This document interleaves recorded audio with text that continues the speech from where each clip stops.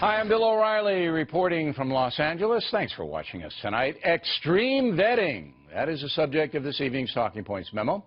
President Trump's executive order stopping the flow of refugees into the USA until a new system of evaluation can be put into place is causing major dissent. So let's examine the situation in a fair way. Last year, about 85,000 refugees were admitted to the country, nearly half of them Muslim. That does not count tens of thousands of people who claimed refugee status crossing the southern border. About 19,000 Syrian refugees were admitted during the past 2 years. The Trump administration believes it is too easy for refugees from terror areas to come here, and has stopped citizens from Syria, Iran, Iraq, Libya, Yemen, Sudan, and Somalia from being processed for at least 90 days. It cites the refugee chaos in Europe and the violence that is caused as evidence more vetting is needed in America. Indeed, liberal countries like Sweden have cracked down hard on migrants entering, citing a myriad of problems. It is worth stating for the record that the massive flow of mostly Muslim refugees would not be happening had President Obama and the West not retreated from the Middle East and North Africa, allowing ISIS and the Syrian dictator Assad to murder at will. That's what this is all about. Also, and I bet you didn't know this, President Obama stopped most refugees from Iraq from coming to America in 2011.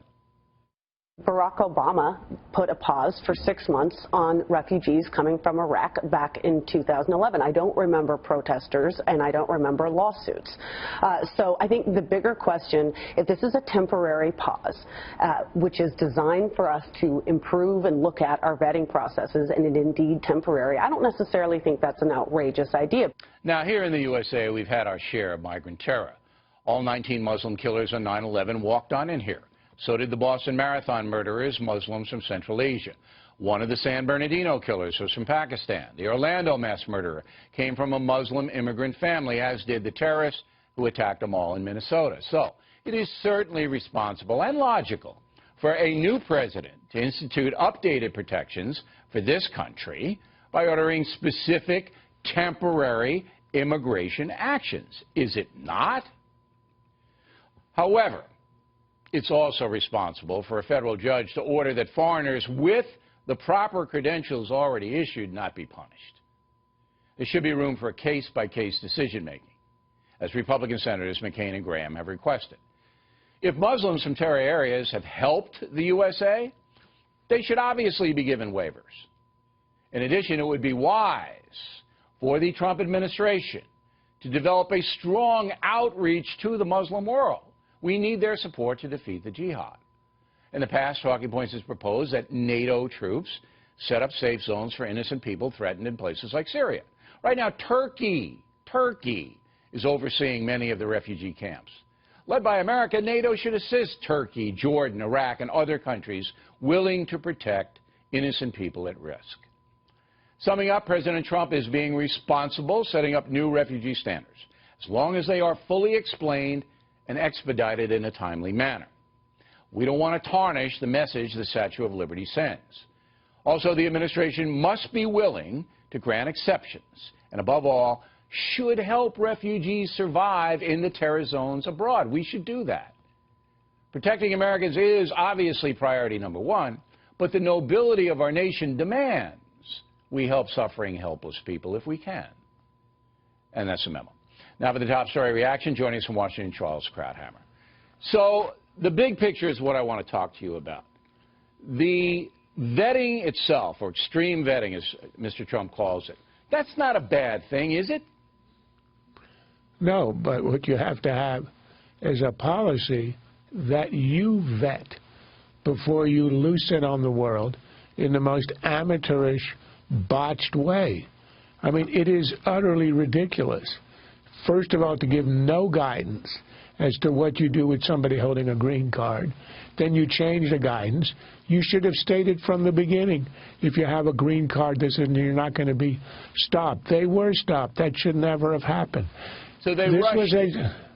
It's not only that they rushed it, they did it in a terrible way. In theory, of course, you want to have a strengthened vetting process. A new administration should have the chance to review procedures, but you don't announce that you're going to all of a sudden have a new process and stop everybody who's already flying, already in the air with a valid visa, and stop them when they land.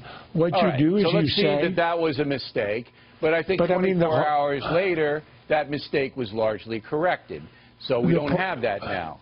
There are new guidelines now, right? Right, but what I'm saying is, what about people who worked for us during the war in Afghanistan and Iraq as interpreters? They're going to be let in. We understand that they're going to be let in. Why wasn't that announced from the beginning? Because it was rushed. They did it too fast. And what's the rush? Are we getting a huge influx of Somali terrorists? Tell me. Where is the issue? Well, here's what the rush is. In the 16 years, in my opinion, in the 16 years since 9/11, we haven't had a single attack where an American has been killed on American soil by anybody coming from these lands, these 7 countries. So what's the rush? But you see what's happening in Europe. You see what's happening in Europe, and that was a justification. Look, I wouldn't have rushed it. I'm just telling you that the initial mistakes seem to have been corrected within 24 hours. But the bigger picture is this. President Trump believes that his base is fine with all this, and that the people who are demonstrating at the airports, the people who hate him, no matter what he does, all right, are actually helping him build political power. Because most Americans in the middle are saying, you know what, this is an overreaction, this is kind of insane, let Trump at least give him a chance to institute these things. Now, I agree with you, he could have done it more methodically. But I think the bigger picture is that the president believes he's building a stronger political base by fulfilling campaign promises. I don't think that's going to succeed. Look, he was elected by 46% of the population. That's not a terrible thing. Clinton got less, Lincoln got less. But nonetheless, it's not a majority. And you want to build out from that majority. What he's doing is antagonizing not just the haters who would never support him no matter what, the Hollywood left. We're not appealing there. We're talking about ordinary folks who support the idea, for example, of the vetting process. That it should be strengthened. You believe that this order, see, I think I depart from you on this, but I could be wrong. So you believe that this order has alienated more people than would cheer him for it. See, I think that most Americans are saying, okay, we understand it wasn't done in the best way, but we support why shouldn't you do something in the best? Why shouldn't you do something in the best way? But nobody's perfect, Charles. Yeah, I know. But the idea that nobody can do a head count on this, but you're saying the way to govern is to antagonize people, to botch your policies? No, I said he should have a big... I would have announced a big Muslim outreach along with a policy on this, as I clearly stated in the talking points. So I'm not justifying it. It should have been, look, it was very amateurish. The point is, this is not how you gain support, by botching the announcement and the implementation of the policy. I'm not so sure about that. I think... Well, then you're giving me a theory. I know the Trump supporters are applauding him, and I think that the people in the middle are saying, you know, we're getting a little fed up with these demonstrations. Last word.